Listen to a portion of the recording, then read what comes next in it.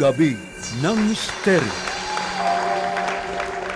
Okay mga kamisteryo, it's 12:12. 12:12 a.m. At ayan na, ulitin natin yan. Okay, so katatapos ng ating gabi ng misteryo and habang nasa daan tayo, nakipag-chikan tayo kay Teacher Maharshi mula sa Agartha. And tinanong ko nga, ano bang pwede pa natin pag-usapan, teacher? And sabi niya, ano ba ang dapat na gawin ng isang tao para may chance na makapasok sa Agartha? Part 2 to ng ating channeling with Teacher Maharshi. Teacher Maharshi is isang sage, isang mataas na pantas, yan. Sabi natin wise man, yan, sa Agartha. At yun nga, meron nga siyang naunang mensahe na dapat kung merong gulo o merong hindi pagkakaunawahan ng mga bansa, dapat mag-usap at resolbahin ang anumang problema paano hindi mauwi sa kaguluhan, karasan o digmaan. Ngayon, channel ko siya ngayon, hyper pa ako right after Gabi ng Misteryo ngayong linggo na to, no, June 2, 2024. Alright, so Teacher Maharshi, ready ka na ba? Alam po niyo, hanga-hanga ako kay Teacher Maharshi, talagang chill siya kausap at sa mind, telepathically we communicate with mind. Narinig ko yung voice niya in my mind. Bahala na kayo paano yung interpret yun, hindi kabaliwan yun. Alright, okay, now ilalagay ko ulit rito as usual. Ayaw kong pakita na nagcha-channel tayo, baka bigla kayo magtakbuhan. Okay, so good morning na po, Teacher Maharshi. How are you? I'm okay, Ray. How are you? Ayos lang po. Thank you so much sa guidance po ninyo doon sa program Gabi ng Misteryo. And I hope na nasabi natin sa tao yung mensahe natin para naman hindi magkaroon ng mas matinding problema, right? Yes. And also I thank you for informing people about Agartha, and we are here to give our people, human beings, our loved ones, more about Agartha.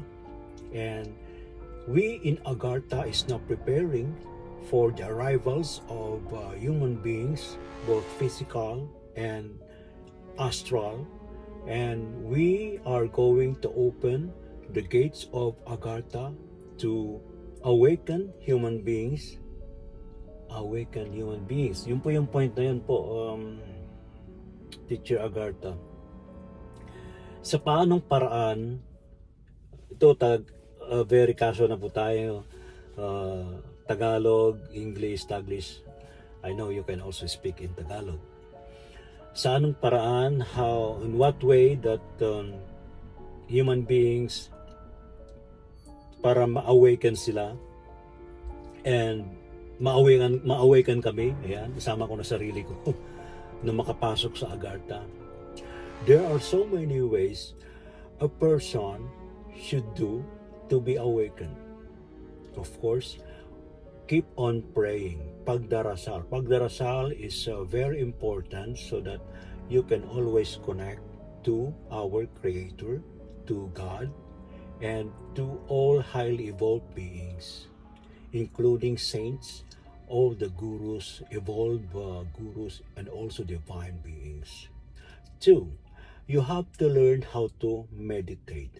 Meditation is very important for awakening because you communicate with beings, with God, and you can also receive their answers. 3, you have to do good to everyone. Stop hating each other. stop those violence each other. You have to be, you love one another. That's why we always tell you to be peaceful person. You have to do good to your fellow and stop those violence, stop those quarrels. And also, very, very important to all of us, including us in Agartha, we have to love our planet. This is our planet. This is Earth. So we have to love this planet because this is our home. All of us are family. We are one family from inner to the outer Earth.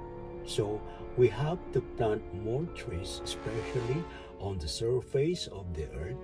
We have to love the animals around, all living things on the surface and also inside the planet.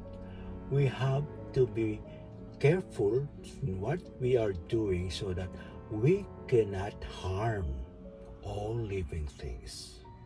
And of course, stop using those who can destroy the planet, who can destroy, that can destroy the environment.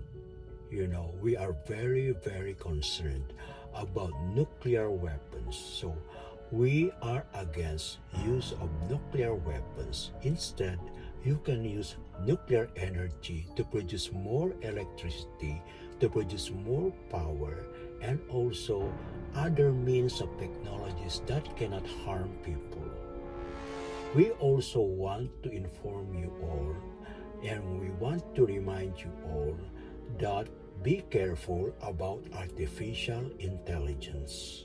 We in Agartha are very, very concerned about this, including those star beings from other star systems, from other planets. So those are the requirements you should do so that you can enter Agartha.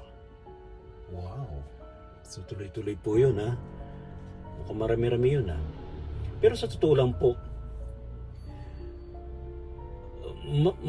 pwedeng gawin. But the problem is, alam nyo na, because of ego, yes, that's why we want you all to set aside your egos. You know, egos can create violence. That's what we are trying to tell you on the surface of this planet. You have to set aside your ego so that there will be peace on earth. That's what the teachings of our ancient masters, also the teachings of Jesus Christ, the teachings of Buddha, the teachings of all the masters like Muhammad and Abraham, all of them. So we have to set aside ego. Ego is evil. It can create evil to yourself. Okay. All right. Very interested po ang karamihan. What do we expect in Agartha? Is this sort of, a protected place, ibig sabihin, whatever happens on the surface, we can hide here? pwede bang magtago sa Agartha? No, we don't. This place is for all awakened beings, all enlightened beings, all evolved beings. If you're not evolved and awakened, and if you did not ascend to the higher dimensions, fifth dimensions, you cannot enter Agartha.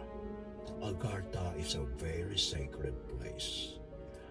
We here, we live in peace, harmony, and love. All living things, all creation. Okay. Teacher Maharshi,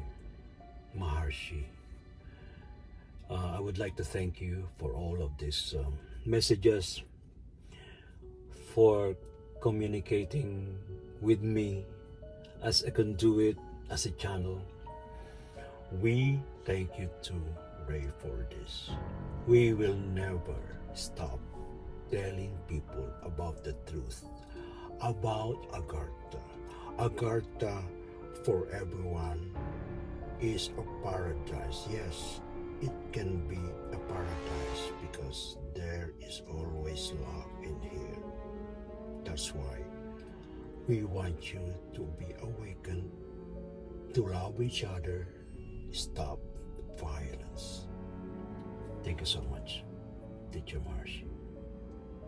Walang anuman. You are also welcome here, Ray, and all your followers, if they are awakened enough and they do whatever goodness to everyone, including animals, environment, the planet.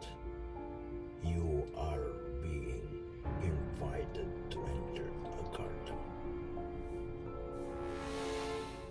Thank you po. Yan na. Yan na po. Salamat kay Teacher Maharshi. Wow naman, ha? 11:22 minutes. Ayan. Salamat. That's all. Ayan na.